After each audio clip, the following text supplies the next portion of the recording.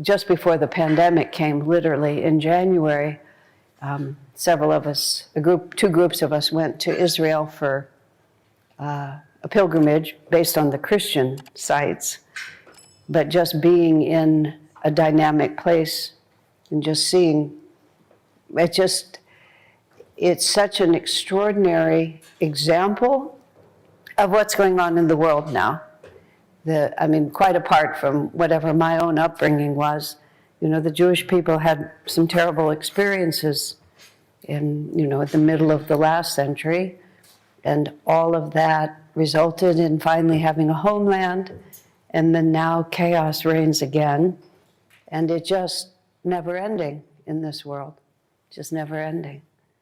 You sort of build up one reality, and then another reality comes in, unexpected often, whether it's circumstances, politics, economics, war.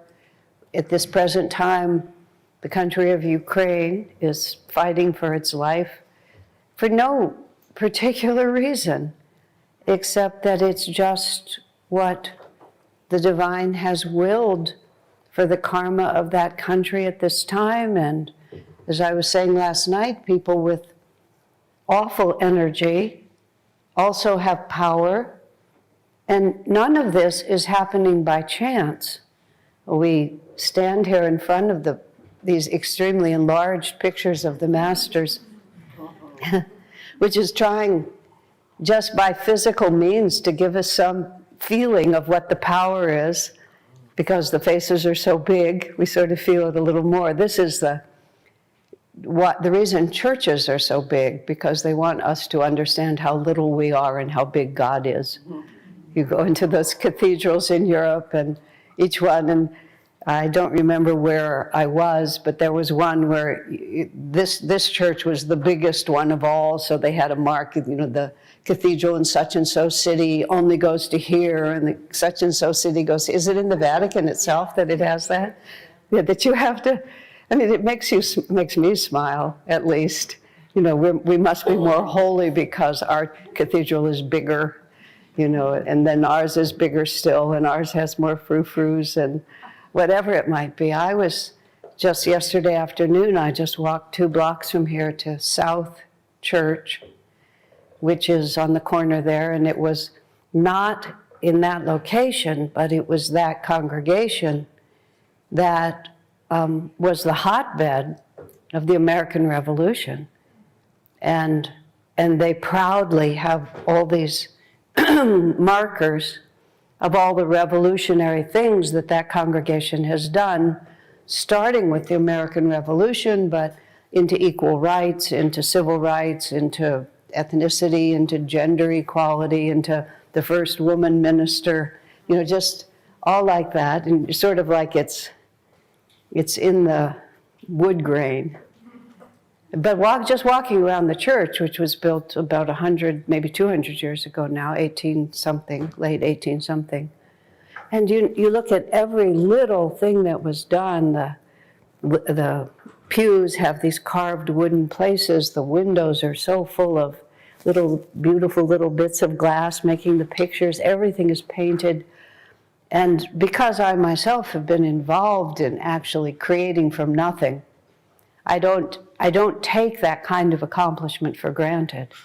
I have a very clear idea of what it takes to manifest something, the kind of energy it takes. And I can also just imagine the committee meetings in which they looked at the picture of this and they argued about what they wanted, and then some individual on a scaffold with a paintbrush just making the whole thing happen, everything in this world. And then, of course, Ukraine gets bombed, and all of those buildings that people built so lovingly are reduced to nothing, to rubble. It's just like it comes and it goes, it comes and it goes, and we naturally, anybody who thinks would ask the natural question, why bother? Just why bother? And that's where a lot of people go. And if you go far enough that direction, you become an alcoholic or a drug addict or a suicide. And or depressed, and as I was talking yesterday, or just completely check out of reality, because who would want to? And it's a very intelligent response to the kind of input. And we're living in a time now, where education is atheistic, materialistic. And if you have atheistic, materialistic values, it matches you. But if you don't, you just, like, what is happening here? It's a very hard time to be young. I have a great deal of sympathy. It's also a very good time to be young. As one of my, when I was about 35, I guess, Swami Kriyananda's mother was about 80. And there was a time when her husband had a heart attack. There was a year that he lived. And at the very beginning of that time, when they became unable to take care of themselves, Swamiji asked me to go and live with them, which I did for 6 weeks until another Ananda devotee took on the responsibility for about 1.5 years. But Gertrude Walters, that was her name, she would always introduce me as her young friend. So to my great embarrassment, I have started introducing people as my young friend, But it's really true, because there's this, actually, for many of you know, because I've been on the internet so much, for the last several years, the house that I live in, I've shared with a young friend, Keshava Betts. He sometimes chants for the programs that I do, and some of you know him. But I don't think of his age. He's just a friend, and he's a peer on the spiritual path. And we were talking about something. I don't remember what it was. And I said to him, in a very companionable sort of way, well, at least we're not 25 anymore. He said, technically I'm 26, but I don't think still that really applies. I said, without any forethought, out of just the compassion of my heart, oh, you poor sap, it's all in front of you. It's like that. Because it is. It's in front of us again. If you take reincarnation as part of the story, it's just, here we go again. Here we are, and here we go again.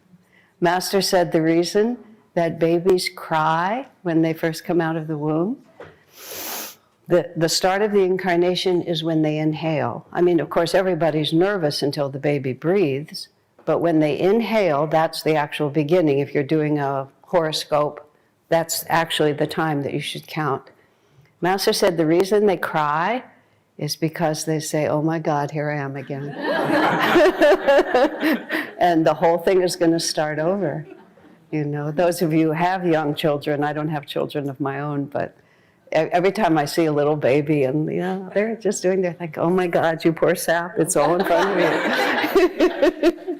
But here we are. And the really big question is, who am I and why am I here?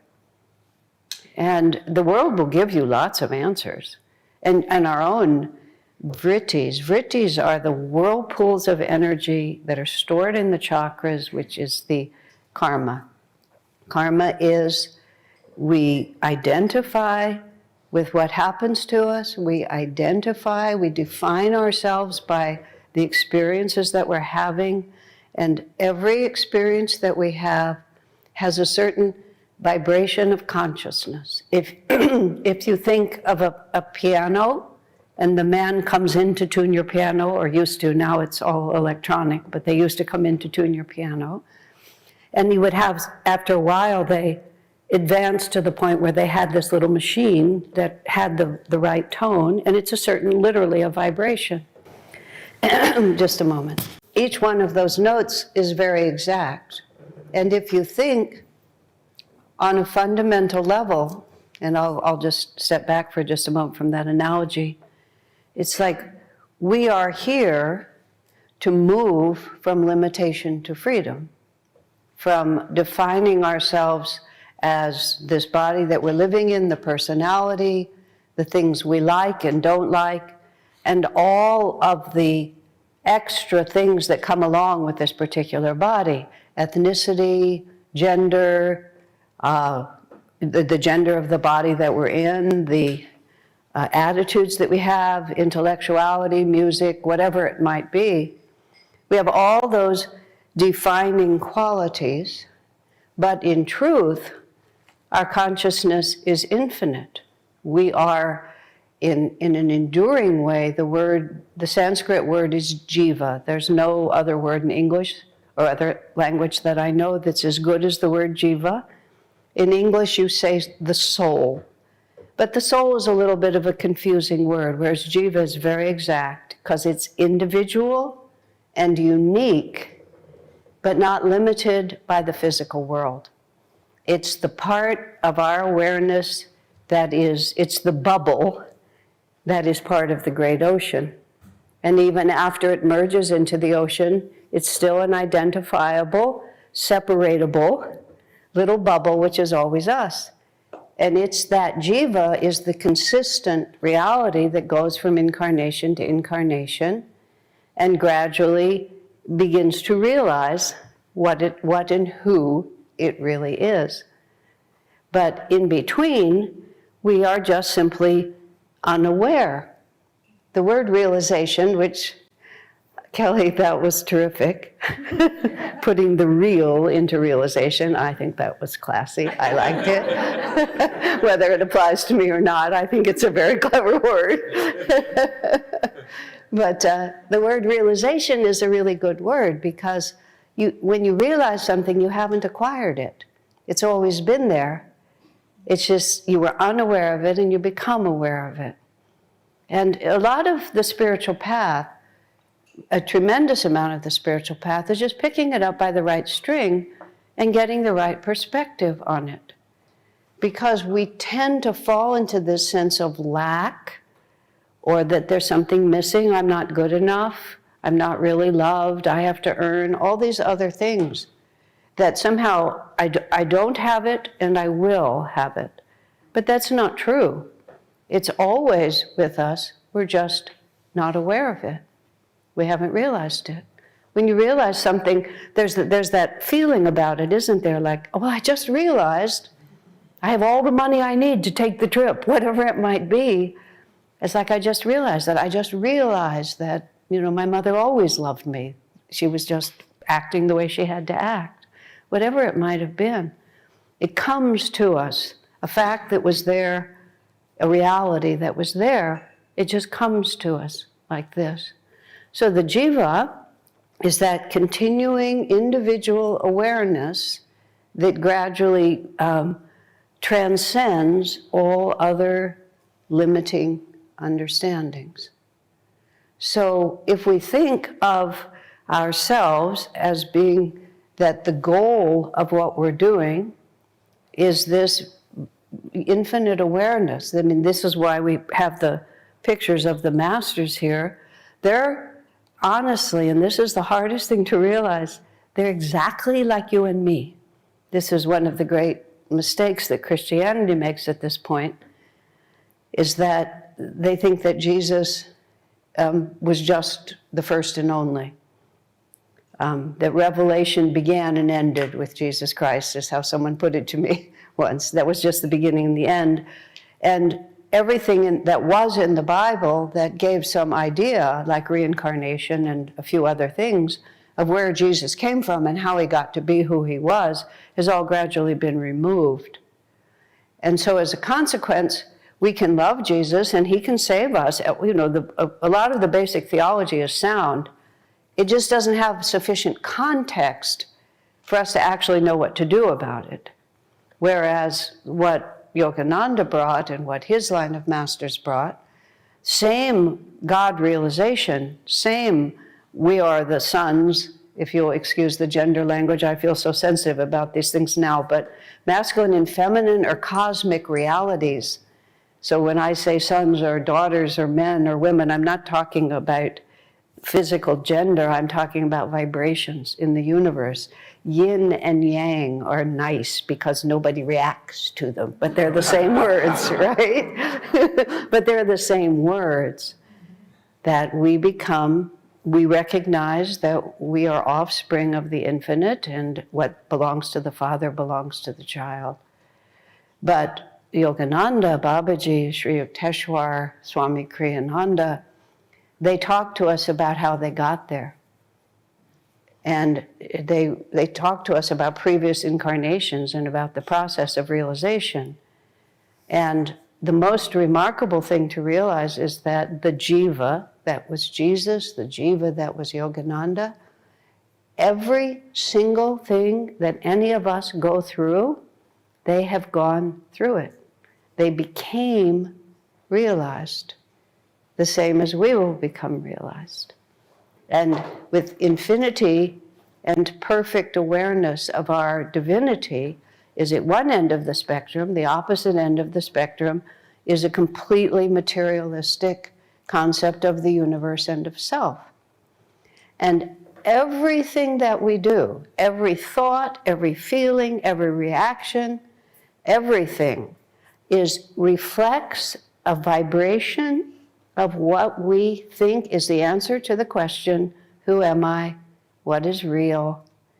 Where does happiness come from? What causes suffering? That's what I was talking a bit about last night.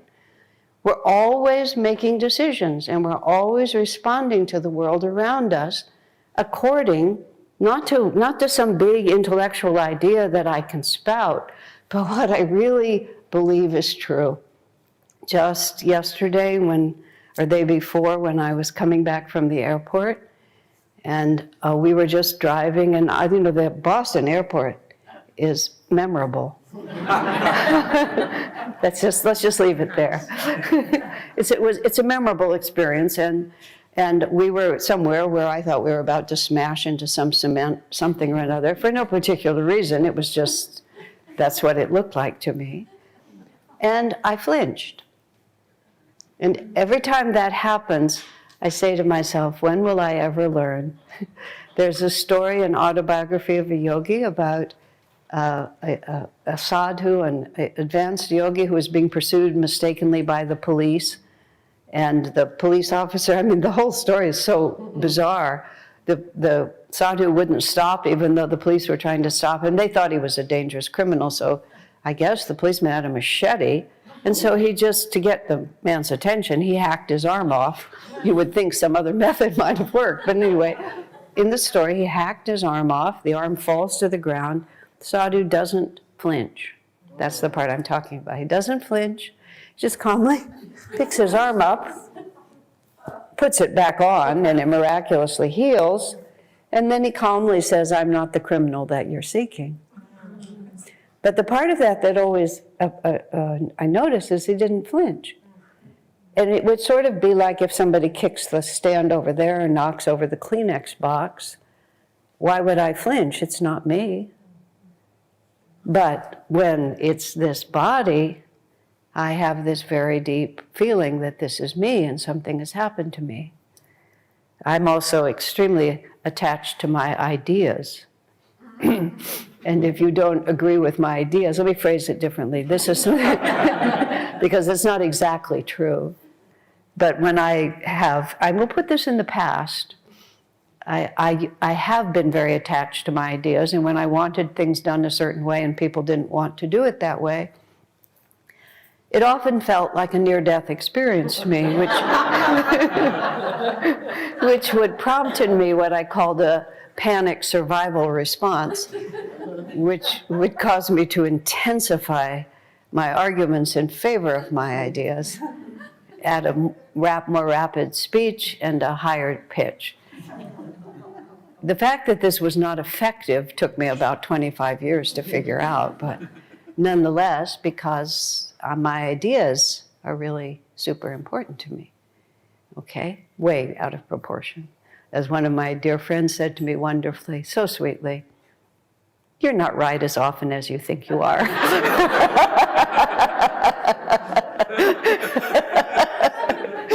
Which has subsequently saved me from a lot of grief, and the people around me too. Anyway, every time we do anything, we are affirming some level of reality. And so there's a point, and I presume all of you have crossed it, else you wouldn't be here, but you might be here just to find out whether you are interested. There comes a point in our evolution, and nobody can hasten that. You know, they can't put you in a warm oven and make it happen faster. It just won't. But there's a certain point when we have enough experience, and that's why Master called it the science of religion. There's a point where we've done the experiment. The jiva, I don't know why, that's the way God made it. I can't answer any of these questions, but the jiva is compelled to have one experience after another, and to constantly, probably in the astral world, our guardian angel says, and how did that work out for you? You know, and sometimes we can say pretty good, and sometimes not so good. And we try to learn, maybe we'll try it again, we'll try it in a different way, that we just keep having enough experiences until some of the fundamentals about what causes happiness and what causes suffering and who am I and what is real begin to penetrate. And the demographic, so to speak, of Ananda, which is something that we would think about trying to share the news of what we have to offer, you can't find it very easily, but there is this is the demographic. Somewhere along the line, it has occurred to us that the inner world is the starting point for everything else that happens. And of course, I'm sure you know people, and I know many people, for whom that is simply, they don't know where to connect with that idea. It simply doesn't exist. And they can be very honorable, fine people having experiences, but they believe that you adjust to the outer world. They don't understand that the inner world is where we are. And the second part of that is somehow it occurs to us that even though our bodies are separate one from another, that we are not actually separate one from another. And that each of us individually, this jiva, is a manifestation of a much greater reality. I am part of that greater reality, and how I relate to that greater reality from inside myself is what I'm here to learn. The form that takes afterwards is not really very important. It just depends on our karma, our inclinations, our affinities.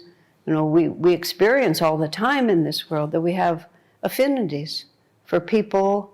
There are people in my life that 15 minutes, we're lifelong friends. It's just like, oh, there you are.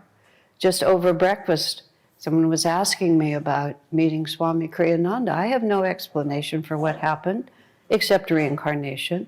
Oh, there you are. It's a chapter book. You know, you're reading, I like to read novels for fun. You get to the end of a chapter, and if it's a good book, you know, the whole chapter ends in some way, but you just turn the page. And sometimes you're in another time and in another place, but it's all built on all of these other chapters. So that's what our lives are. It's just a chapter book. And so you get separated at death or for a number of incarnations, but oh, there you are. Love at first sight. People have it all the time. You meet someone and you just know. And you do, and your baby is born, and hello, there you are again. Just like that. Or you pick up autobiography, or in my case, Swami Kriyananda walked into the room. Oh, there you are. This is just what I was waiting for. Everybody's nodding. You all know this. Exactly. So we go through enough experiences, and we learn from experience. Nobody learns from being told anything. I mean, anybody, again, who's ever tried to raise children knows that. Yeah. Or be married, you also know that, right?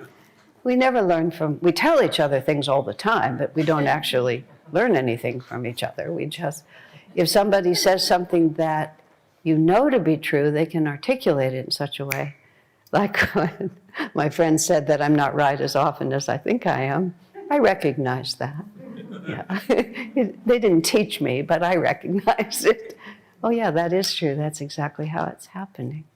So every time we react or do anything, because we identify with this event, which is me or you, we hold on to it. The mechanism of doing so is the chakras. I have countless hours on my YouTube channel about the chakras, and they're all interesting. But the chakras are the energy centers from the base of the spine to the crown of the head, and they represent fundamentally, there's many ways to speak of the chakras, but it represents fundamentally that spectrum. The first chakra is the earth chakra, the seventh chakra is the superconscious freedom chakra.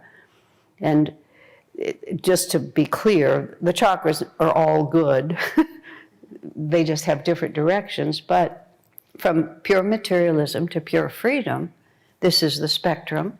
And vrittis, this is where I started this whole conversation, these vrittis, these little whirlpools of energy, are deposited in those chakras, and they hold that vibration, which is when I think this body is going to get crushed, I flinch, which would be a defining of myself as a material being, and that death or injury of this body is going to hurt me, what I call me. Personal pronouns, which are also a big story going on right now, but personal pronouns are super important because how do I define myself? When I say I, what am I talking about? And tremendous amount of the misunderstanding of the Christian Bible, of the New Testament, is because Jesus used the pronoun I in a certain way, and subsequent generations of priests can only imagine that he meant his limited physical body. So when he says I, but when he said I, if you read the Bhagavad Gita and read from the India side, when a master uses the pronoun I, he's speaking of infinity. Because the body is it's a part of it. He's responsible. Yogananda said, when I take a new incarnation and see the personality I have to assume, the body I have to live in, the personality I have to assume, he said, it's like a heavy overcoat on a hot day. He says it's kind of uncomfortable and itchy. But then I get used to it. But when they say I, they never think of just this little body because they have identified that Jiva has liberated itself from these little identities. Kriyananda used the phrase, Kriyananda is an event for which he was responsible. Those of you who've ever organized big events, I've organized a lot of them. Some of you organized this, you know. Running an event is a big job, and you have to pay a lot of attention to it, but you never think, I am the breakfast that we're serving. It would just be ludicrous. To the masters, when we say I and think it's this body and all the stuff that it's involved in, they think it's ludicrous. We're like children. We are children. It's not like we are children. That's why we speak of it that way. So each of those little experiences makes a whirlpool of energy in the chakras, and the chakras gradually become an energy pattern that is a perfect reflection of the sum total of our understanding of the question, who am I, what is real, where does happiness come from, where does suffering come from? And so we move around, in a physical way, but we're actually being moved all the time by the magnetism and the energy inside our chakras. And because this is an energy universe, not a material universe, it's the magnetism of those vrittis that determine everything. Determines where we're born, who we marry, who comes to us as our children, our success, our failure. It's our karma, in other words. And the karma is something we don't know, just something we haven't yet learned about who I am and whether I'm real or not.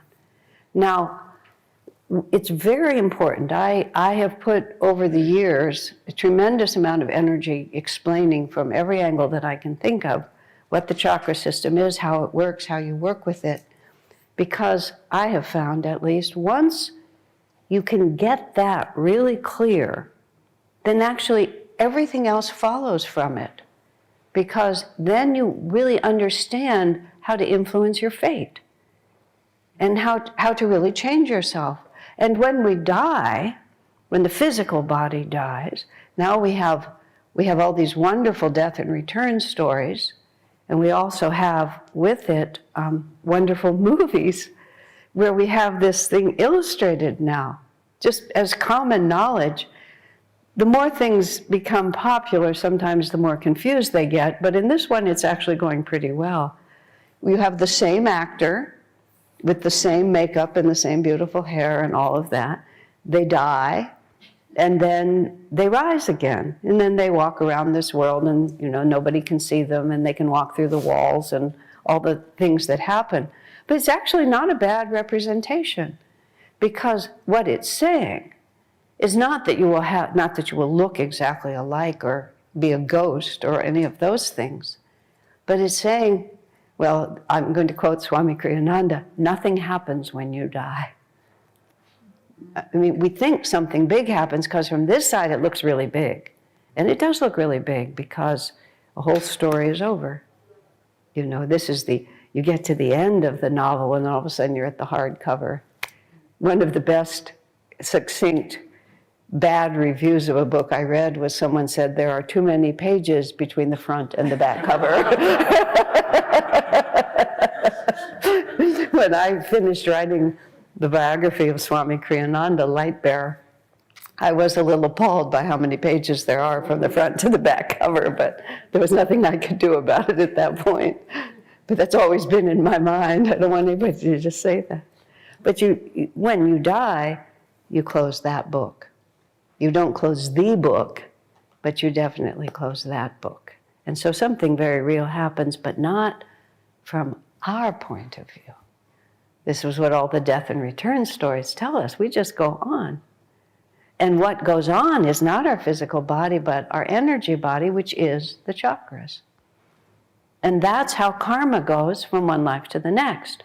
Because the form of it, we don't have the house we're attached to and the people we were married to and the children that we love and the vacations we never got to take and the money we have in the bank. I mean, it's not any of that, but it's the vibration of consciousness that represented to you. Security, power, love, and everybody uses things differently. It's not like, for some people money is power, for some people money is security, for some people money is how they get love, how they get self-importance. And it's not what it appears to be to anybody's external, but simply what it is for us.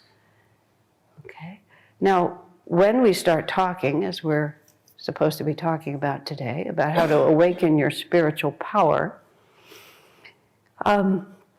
it's a perfectly fine sentence, how to awaken your spiritual power, but there's many other ways to think about it that I think are better.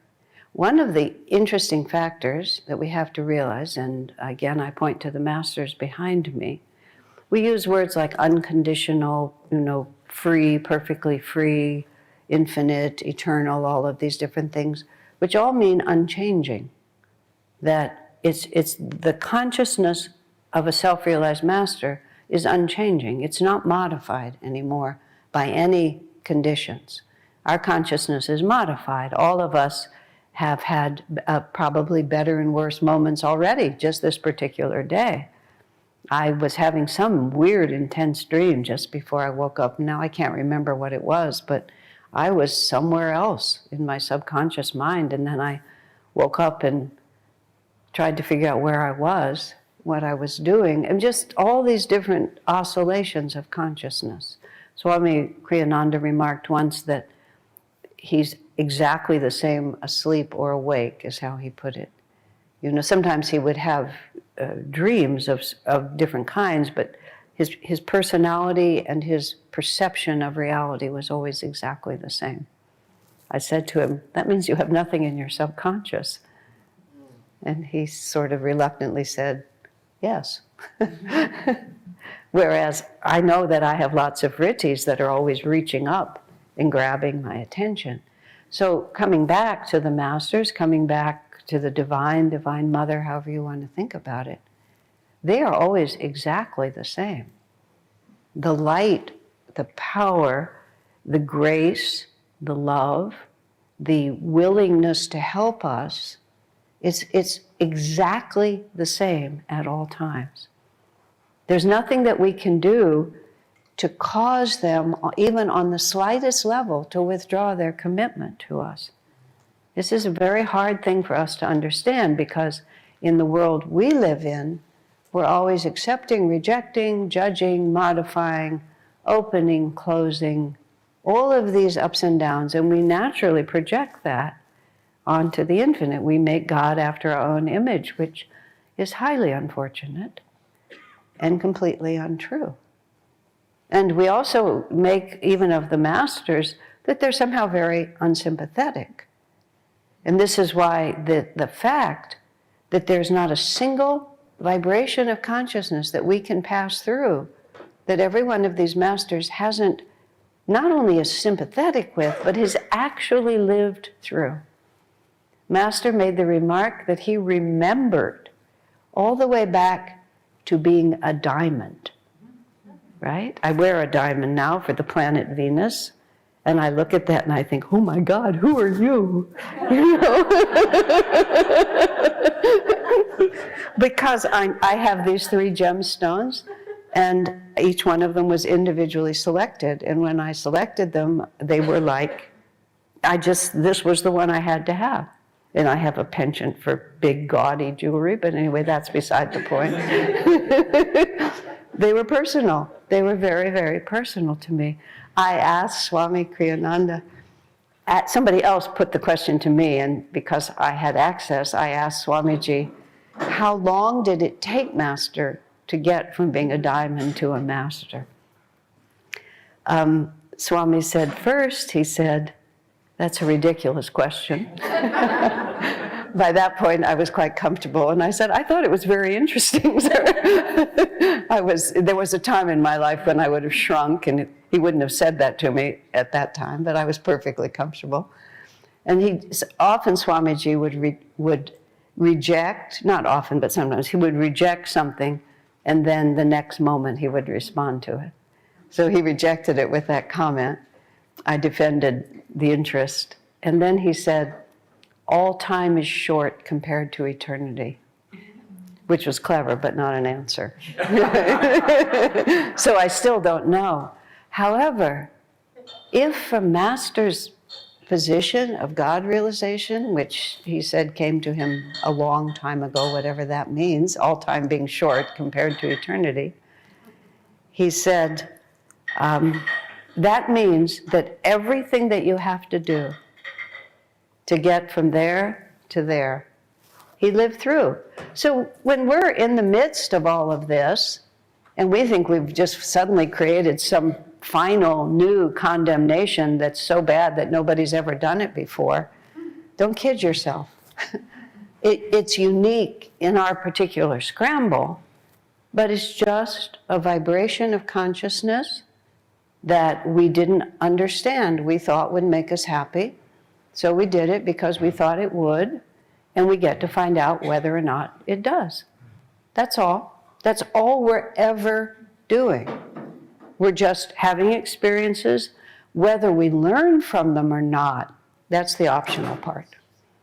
Because we can just keep insisting, as people do, that I'm right and this is how it should be. And we fight against self-honesty. Is really, Master speaks often of humility as being, one of the finest virtues on the spiritual path, which of course that sounds nice. We be humble, we be meek, this seems like a good idea, sort of. I mean, were any of these folks meek? Hardly. But what his definition of humility is what you have to understand in order to understand that importance. Humility, Master said, is self-honesty. Isn't that interesting? Because the biggest obstacle to the spiritual path is an unwillingness just to be who we are. We think that spirituality is something I put on. Yogis are this way and therefore I'll be that way. Yogis go to the Himalayas, yogis don't have worldly desires, yogis are always nice, whatever it might be. And so we try to be like that instead of actually asking the real question, who am I? Why was I born? What am I here to do? Swamiji was once asked, how can I tell what my dharma is? Swami said, if there's a job to do and you're next in line. I mean, that's how much sort of sentimental, romantic, your destiny he gave credit for. Now, that doesn't mean that it's as simple as that, but it is almost as simple as that. It's not a question of this, we all want to be important. The hardest thing for people to accept is that we're just kind of in the mediocre middle, really. A woman friend of mine was so worried all the time about whether she was doing things well enough. And I finally said to her, I took a risk, but I knew her. I said, you're perfectly adequate at everything that you do.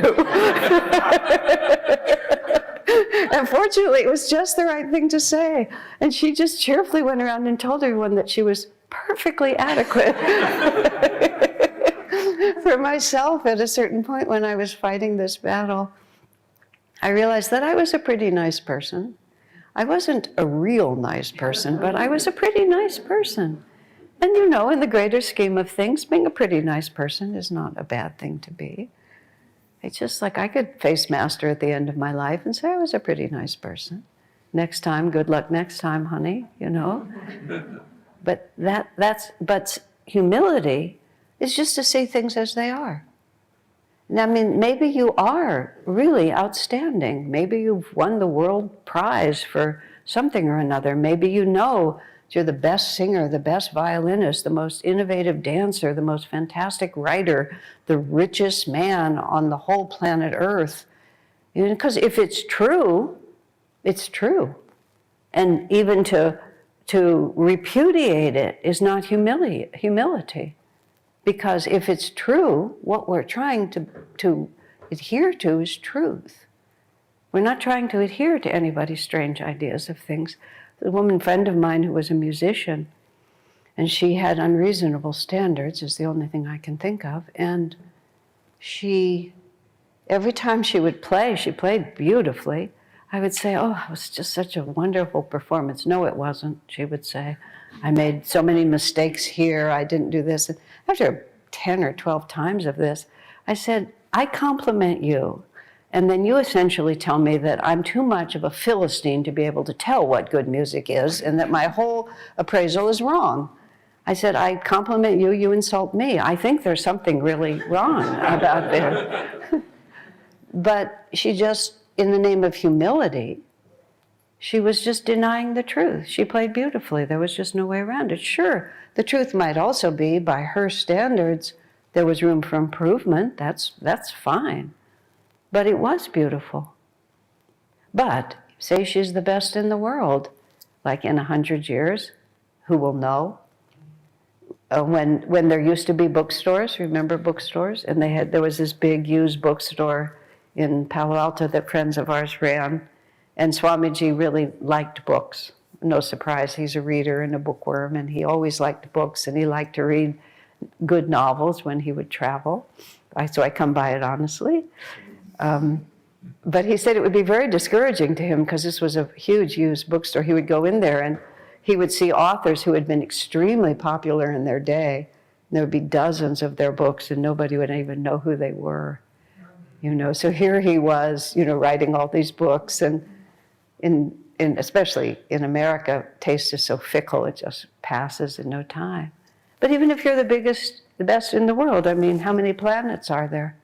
And who's going to care 100 years from now? So you're just going to be the best in the world. It doesn't mean anything. It just simply is a fact. Or you can be the worst. But most of us prefer to be the worst if we're not the best. It's the mediocre middle that's really hard to take. I'm nobody particularly special in the eyes of the world, but God loves me. That's where real humility comes from, because you see, that's also part of the truth. Master writes this poem, God's Boatman, about his commitment to his disciples. He says, I'll return again and again, 1 trillion times if necessary, crossing crags of suffering with bleeding feet. I mean, it's a little dramatic, as long as one stray brother is left behind. And he writes it on purpose, with that kind of drama. And each one of us, whether you're a disciple of this path or not, it's the promise of the divine that we belong to God. And we will never be abandoned. And you can just try anything you want to try to wiggle out of that, but you will never be abandoned. Now, really take that one in. We're talking about how to awaken your spiritual power. I haven't forgotten the title. That's how you awaken it. That is how you awaken it. Because it's not ours. That's the whole mistake. It's like, I think I'm going to get my ego organized and get it so perfect and all this stuff. You know, you never will. Some little vritti's just going to eat your consciousness at the last.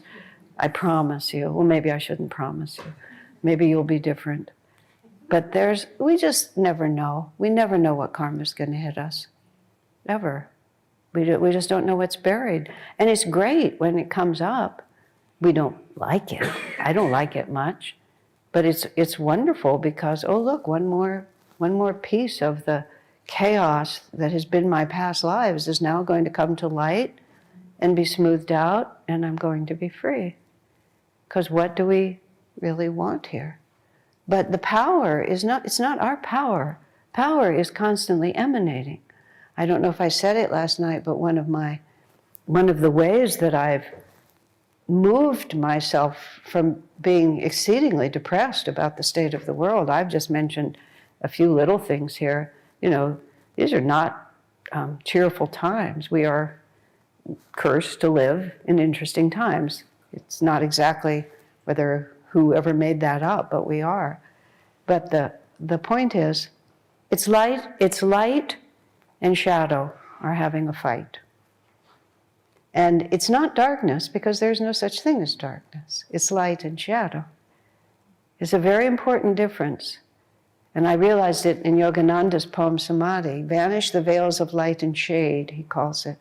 And the obvious thing to say would be light and darkness, wouldn't it? But he doesn't. It's light and shade, light and shadow. Shadow happens when light is shining and we block it. Isn't that interesting?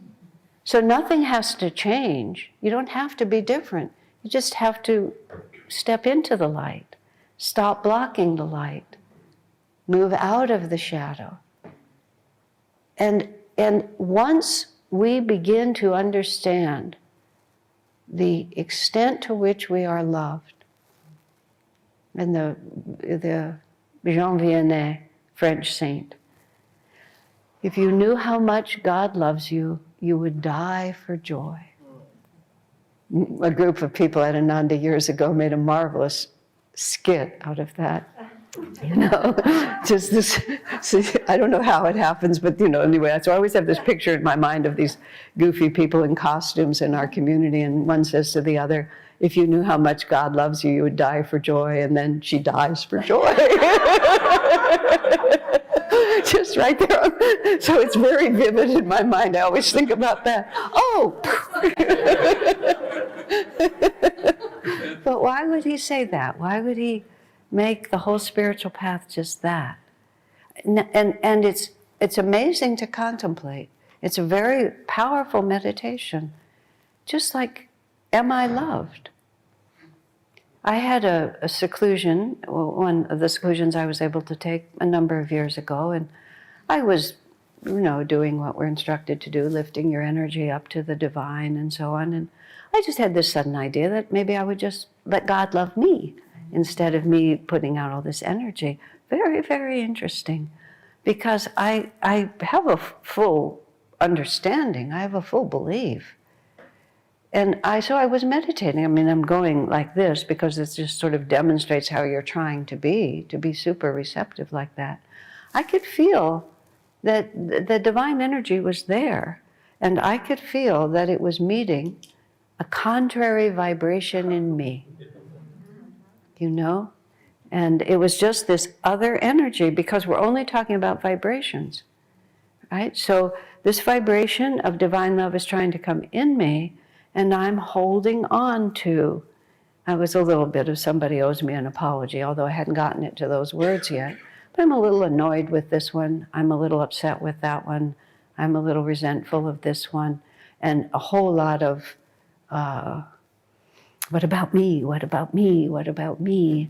You know, am I going to be able to do it? Am I really this? Am I really that? Am I doing the right thing? You know, all just. So all this whirlpool of what about me? What about me? What about me? Just going on like this. And Divine Mother, she didn't care. She could see what I was. And, you know, it was good enough. I was perfectly adequate, you know. But my own habitual vibration was contrary. It was contrary. And so there was only so much light that could come in because I was creating a shadow like this. And out of good intention, you know, a high-achieving family with a lot of that sort of energy, just thinking, I have to do something in order to be loved. Now, in my own family, I was loved, so it's not, I was not challenged in the way that some people are really challenged. A friend of mine, extremely touchingly, came to me recently. She's a peer. She's not a young friend, she's just a friend. And she had terrible karma in terms of the family she was born into, the way she was treated, the expectations. It was awful. I know, unfortunately, it's not uncommon. And she has suffered for decades from all of that. And she just came to me the other day and said, you know, I was born thinking I wasn't lovable, so I manifested a family that just kept telling me that was true. She said, but I came already committed to that idea, so who else would I be attracted to? So I was attracted to people who constantly reinforced it. And then she said to me, they were wrong. She said, and I was wrong. And she's been completely different since then. I mean, she's just the same person that she ever was. And you would think it was just that much of a shift. And once that happens, you see, everything else flows. Everything else flows after that, because it's already there. We just have to stop blocking it. And the wonderful thing about the spiritual path is that it's always with you. I mean, and that's also the terrible thing about the spiritual path. Many decades ago, when there was I don't know if it still exists, but there was a magazine called Psychology Today. And it, when meditation first started coming on the scene, you know, in the 60s and in the 70s, a lot of people who were, you know, what they called, I don't know if these words are still active because I'm not in this field, the type A, driven to success sort of person who was dying from heart attacks at young age and thought if they meditated they could get rid of some stress. So the article in Psychology Today was called The Dark Side of Meditation. I don't have the paper anymore. I had it in a file for decades. The Dark Side of Meditation, which we always loved it when all these things would come out. You know, it was just like people were having, it was so entertaining what the universe was trying to do with what we were doing. But it actually turned out to be a very good article because all these type A, high achievement people were driving now. And now, not only do they have to make money and have successful lives and have big houses and all the things that you have to be divinely perfect, you know? Like there's absolutely no limit. You have to be divinely perfect. So the dark side of meditation is how neurotic it makes type A people to now have to be divinely perfect. You can fail forever on this one, right? You can just never get it right because we look at the external and we think that we have to get it organized and do it right. I suffered a lot in my life, partly because I mentioned to you yesterday, I was born in El Paso, Texas, and I was given an exaggerated sense of my own capabilities just because a lot of the people around me were kind of short, so I looked a little taller than I really was. But weirdly, through all that upbringing, I was school smart. And if you're school smart, people think that you're a lot more than you are. I was school smart effortlessly. I don't ever remember learning to read. Everybody in my family could read, so I could read. Just like I just knew how to do school, but I knew that I didn't know anything. So on one hand, you're being praised, and inside yourself, this is effortless. I mean, the fact that it was slightly meaningless was also there, but it required nothing of me, and yet it got all this praise. So it made me schizophrenic inside, just really like crazy. Well, like, am I really worthwhile? Am I not worthwhile? When all of this, just goes on at the same time. I lost the thread while I was saying that. But where was I? Type A people. Oh, type A people. Yes, exactly. Thank you. So I always thought that I had to create the perfection. And of course I couldn't. I couldn't because I'm not right as often as I think I am. But also it was fundamentally wrong. So of course, now there's another side to it, which is, this is in Swami's commentary on the Bhagavad Gita. There's something called the gunas, which are the three forces that operate in the material plane. One of them is the darkening, lazy, let's do nothing. The other is just activity without any, without any purpose. Let's just stay busy like this. And the last one is elevating, uplifting. And we're here in this world to master the gunas. In fact, one of the definitions of a God-realized master is Triguna Rahita, master of the gunas. None of them rule him. So excellence is required because it's the exercise. It's the dance. We're here because a lack of excellence is either because we're running in circles or we're too lazy to put out good energy.